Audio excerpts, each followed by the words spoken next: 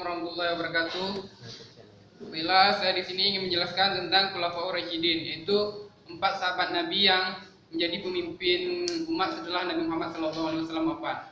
Yang pertama adalah Abu Bakar As-Siddiq, yang kedua Umar bin Khattab, yang ketiga Utsman bin Affan, dan yang keempat Ali bin Abi Thalib.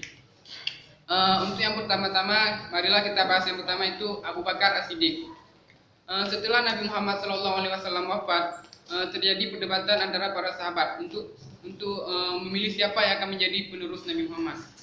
Sehingga karena adanya perselisihan di antara sahabat itu menyebabkan terjadinya penundaan penguburan Nabi Muhammad SAW selama 2 hari. Untuk mengatasi masalah tersebut, Umar bin Khattab membaiat Abu Bakar menjadi khalifah dan kemudian diikuti oleh sahabat-sahabat yang lainnya. Dengan pembaiatan Abu Bakar ini, maka terhindarlah perselisihan di kalangan umat muslim, sehingga penguburan Nabi Muhammad dapat dilaksanakan. Adapun Abu Bakar As-Siddiq dilahirkan pada bulan Oktober tahun 573 Masehi dan wafat 23 Agustus 634 Masehi.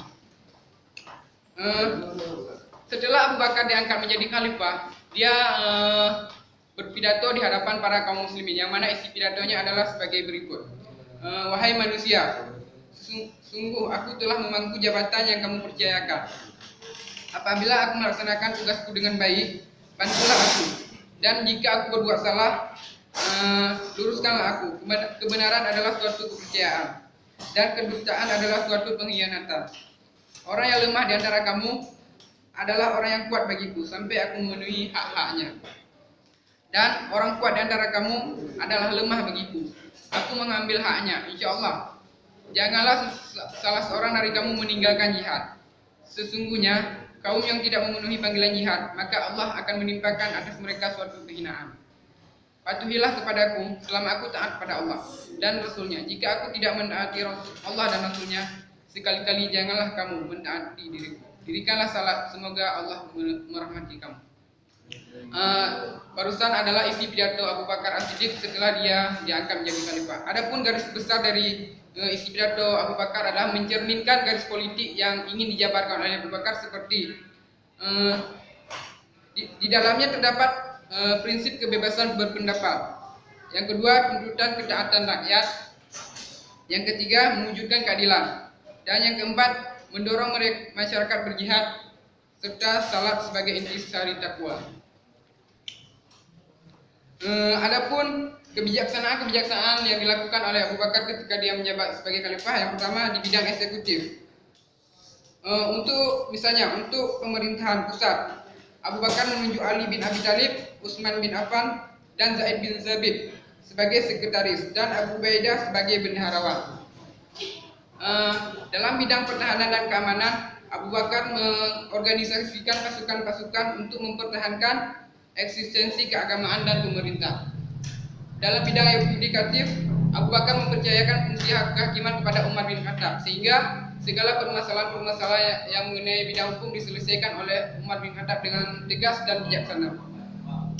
Dalam bidang sosial ekonomi, Abu Bakar mendirikan suatu lembaga seperti Baitul Mal, yang mana harta di Baitul Mal berasal dari zakat masyarakat, harta rampasan perang, dan lain-lain sebagainya. Adapun harta dari Baitul Mal itu sesudah dikelola diberikan kepada rakyat dan sebagai gaji tentara dan pegawai-pegawai negara yang lainnya.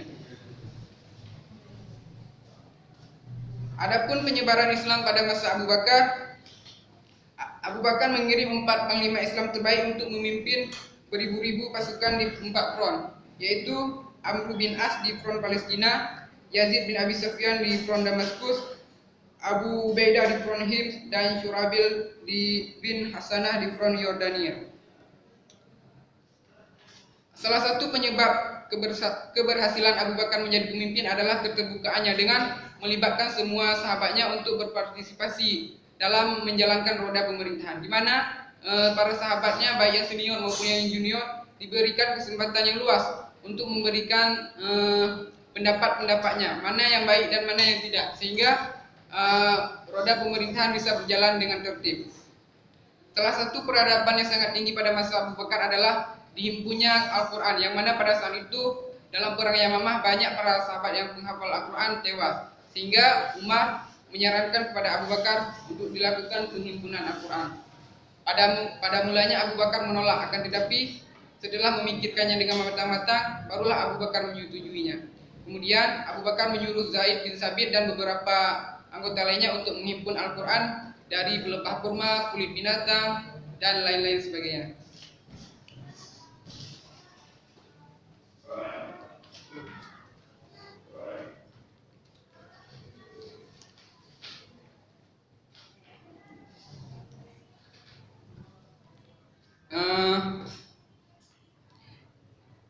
Abu Bakar sebelum wafat menunjuk Umar sebagai penggantinya, tapi tidak menunjukkan secara mutlak. Tetapi terlebih dahulu Abu Bakar melakukan musyawarah dengan beberapa sahabat terdekat seperti Abdurrahman bin Auf, Utsman bin Affan, menanyakan tentang siapa yang cocok untuk menggantikannya sebagai khalifah. Setelah dilakukan musyawarah, maka terpilihlah Umar bin Khattab untuk menjadi penerus Abu Bakar.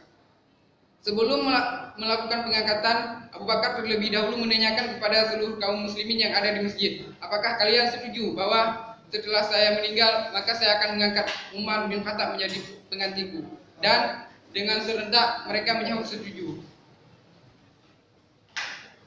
Maka setelah Abu Bakar As-Siddiq wafat, yang menjadi khalifah adalah Umar bin Khattab.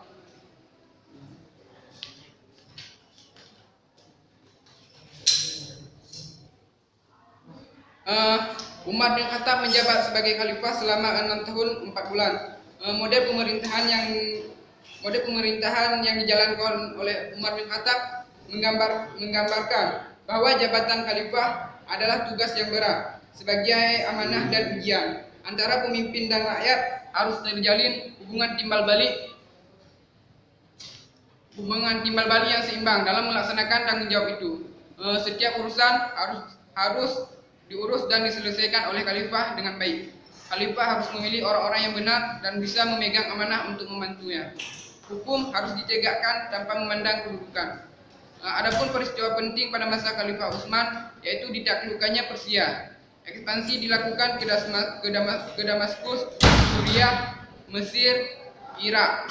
Adapun kontribusi Umar yang sangat penting adalah pembenahan di bidang administrasi negara, penanggalan Islam dari awal Hijriah,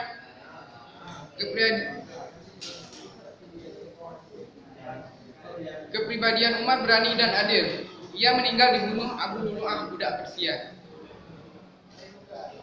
Jadi secara garis besar adalah Umar adalah pemimpin yang tegas, berani, bijaksana, dan adil dalam memutuskan suatu perkara. Selain itu, Umar juga menjadi rujukan banyak ahli hukum tentang cara pengambilan keputusan. Umar merupakan salah satu khalifah yang sangat berjasa dalam penyebaran Islam, yang mana ketika ia menjabat sebagai khalifah, ia mampu menyebarkan Islam hampir ke 2/3 dunia.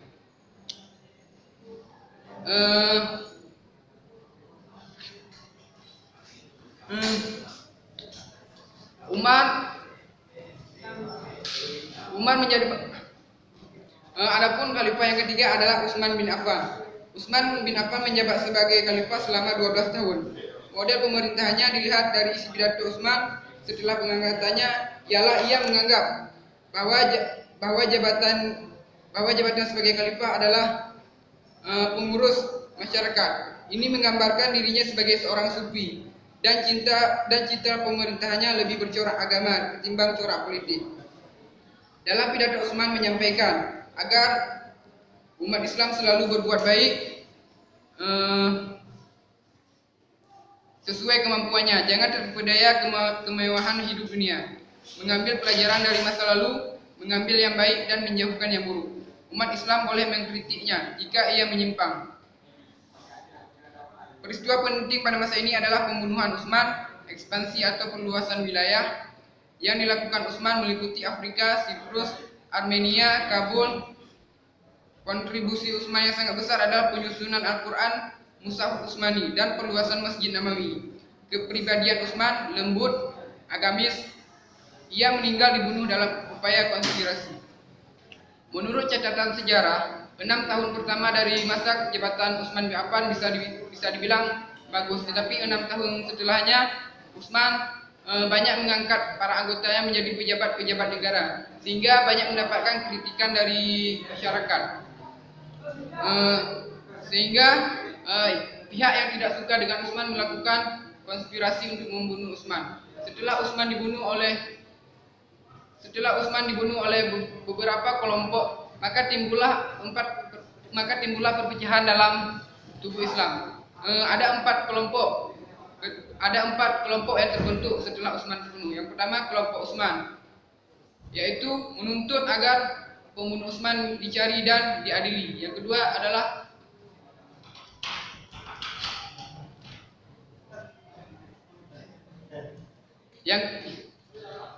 adalah pendukung Ali bin Abi Thalib.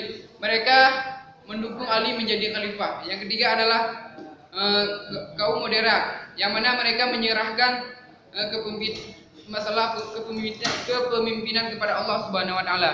Yang keempat, ada kelompok jamaah. Mereka menganggap bahwa Ali dan Utsman sama-sama menjadi khalifah. Adapun setelah Utsman terbunuh, maka terjadilah perpecahan dalam tubuh umat Islam. Untuk mencegah hal ini, maka para sahabat terdekat dari Ali mengangkat Ali menjadi khalifah. Pada awalnya Ali menolak karena dia menganggap ada yang lebih baik darinya untuk menjadi khalifah. Akan tetapi setelah dibaiat oleh para sahabat dan umat Islam lainnya, maka Ali setuju untuk menjadi khalifah. Ali bin Abi Thalib menjabat sebagai khalifah selama 4 tahun 9 bulan. Model pemerintahannya, Ali mementingkan kepentingan umum, tuntutan ketaatan rakyat kepada khalifah dan lain-lain. Peristiwa penting pada masa ini adalah pecahnya konflik internal, yang mana dalam konflik ini terjadi peperangan, di antaranya perang Siffin, perang Jamal. Perang Jamal adalah perang unta, di mana Aisyah saat itu menunggangi unta untuk melakukan peperangan dengan Ali bin Abi Thalib. Dalam peperangan ini banyak kaum muslimin yang wafat. Kontribusi Ali yang sangat penting adalah menarik semua tanah yang diberikan Khalifah Utsman kepada sahabatnya menjadi tanah negara, dan menurunkan gubernur yang tidak disenangi rakyat. Kemudian Ali berani bersikap ilmiah. Ia meninggal dibunuh oleh seorang Khawarij yang sangat fanatik bernama Ibnu Muljam. Suatu hal yang sangat menarik pada masa pemerintahan Ali adalah terjadinya arbitrase ataupun tahkim, yang mana pada saat itu terjadi perang Siffin antara pihak Ali dan pihak Muawiyah.